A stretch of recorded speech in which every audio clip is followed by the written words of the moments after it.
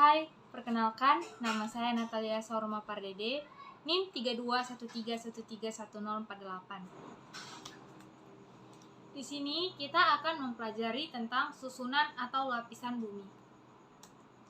Sebelumnya, kita harus mengetahui pengertian struktur lapisan bumi. Struktur bumi adalah susunan atau lapisan pembentuk bumi.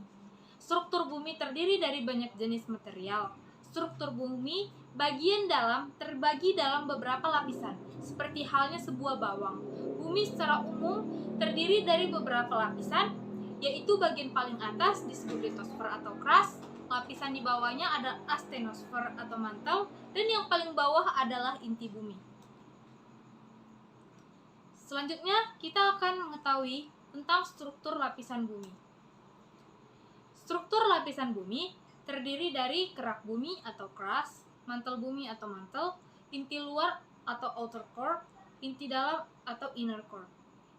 Yang dimana kerak bumi adalah lapisan terluar bumi yang terbagi menjadi dua kategori, yaitu kerak samudra dan kerak benua. Kerak samudra mempunyai ketebalan sekitar 5-10 km, sedangkan kerak benua mempunyai ketebalan sekitar 20-70 km. Penyusun kerak samudra yang utama adalah batuan basalt, sedangkan batuan penyusun kerak benua yang utama adalah granit.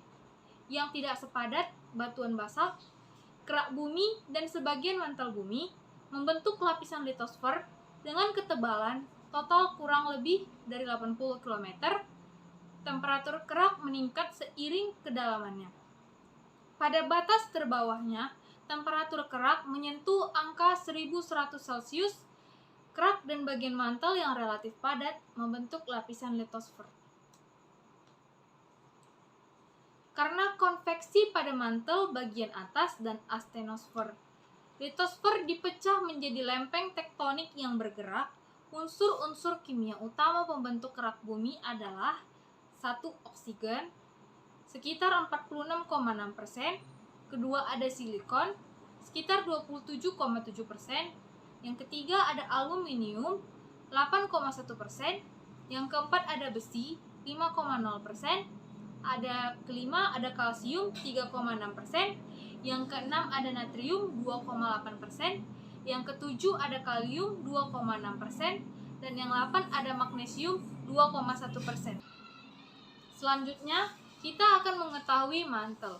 Selubung bumi atau yang biasa disebut mantel bumi ini merupakan lapisan yang menyelubungi inti bumi dan merupakan bagian terbesar dari bagian bumi sekitar 83,2% dari volume dan 67,8% dari keseluruhan massa bumi.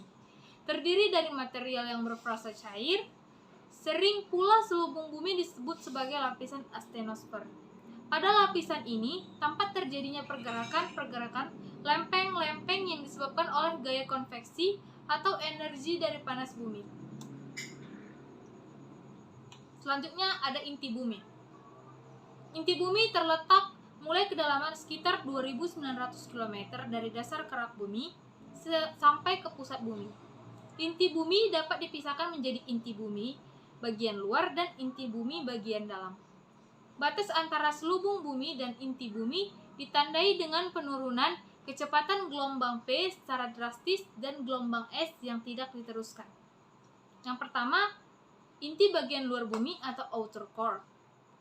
Inti luar bumi adalah lapisan cair dengan ketebalan sekitar 2.266 km, terdiri dari besi dan nikel, yang terletak di atas inti dalam dan di bawah mantel. Batas luarnya berada sekitar 2.266 km di bawah permukaan bumi. Tanpa inti luar, kehidupan di bumi akan sangat berbeda. Konveksi logam cair di dalam inti luar menciptakan medan magnet bumi. Yang selanjutnya ada inti dalam bumi atau inner core. Inti dalam bumi adalah bagian paling dalam yang berbentuk bola padat dengan jari-jari sekitar 1.220 km menurut studi seismologi.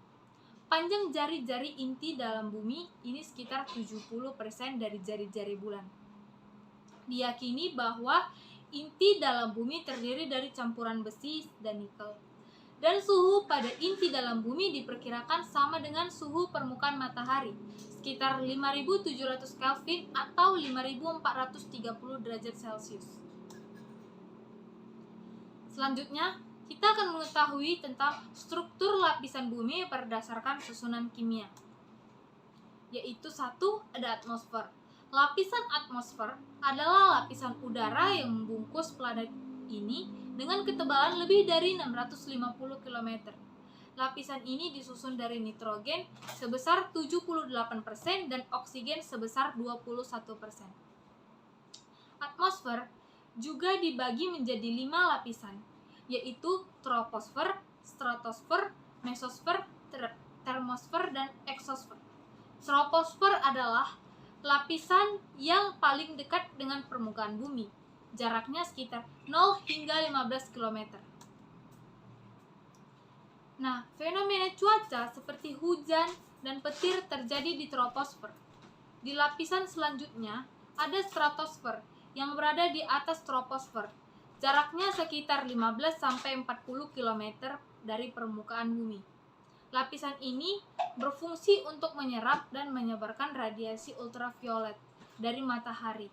Di atas stratosfer terdapat mesosfer pada ketinggian 40 sampai 70 km di atas permukaan bumi. Kemudian ada termosfer yang berjarak 70 sampai 400 km dari permukaan bumi. Termosfer juga disebut sebagai ionosfer karena terjadi proses ionisasi pada atom-atom dan molekul yang berinteraksi dengan plasma matahari. Terakhir, ada eksosfer. Sebagai pelindung dan lapisan terluar yang menyelimuti planet ini, terletak 800 sampai 3260 km dari permukaan bumi. Satelit yang menggitari bumi terdapat di eksosfer. Yang kedua, ada hidrosfer. Seperti namanya, hidrosfer merujuk kepada lapisan air yang berada di permukaan bumi. Artinya, lapisan hidrosfer meliputi samudra, lautan, danau, sungai, air tanah, serta uap air. Hidrosfer adalah jumlah semua air di bumi dan siklus air yang mendistribusikannya ke seluruh planet. Di bumi, air cair atau liquid water ada di permukaan bumi dalam bentuk lautan, danau, dan sungai. Air dalam bentuk gas atau uap air lebih cepat disebut bagian dari atmosfer. Bagian beku dari hidrosfer bumi tersebut mempunyai nama tersendiri yaitu kriosfer. Hidrosfer selalu bergerak, gerakan sungai dan aliran air dapat terlihat, tetapi gerakan air kolam dan danau memang kurang terlihat jelas. Yang ketiga ada litosfer. Litosfer adalah lapisan kerak paling luar yang terdiri dari batuan. Litosfer adalah lempeng yang bergerak sehingga dapat menimbulkan pergeseran benua.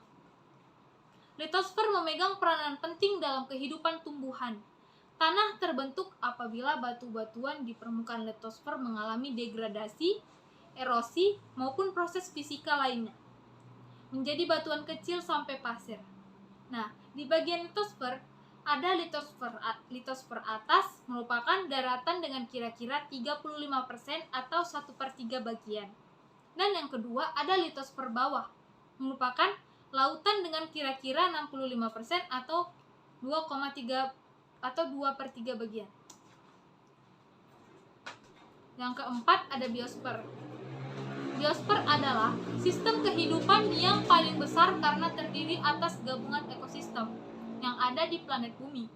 Biosfer dapat diartikan juga sebagai bagian luar muka bumi yang mencakup udara, daratan, dan air, dan memungkinkan kehidupan serta proses biotik berlangsung. Biosfer dapat diartikan juga sebagai keseluruhan ekosistem di bumi, meliputi semua bagian bumi yang mengandung kehidupan terdiri dari komponen biotik berinteraksi dengan lingkungan abiotik yang merupakan bagian dari atmosfer, hidrosfer, dan litosfer. Sekian dari saya, terima kasih.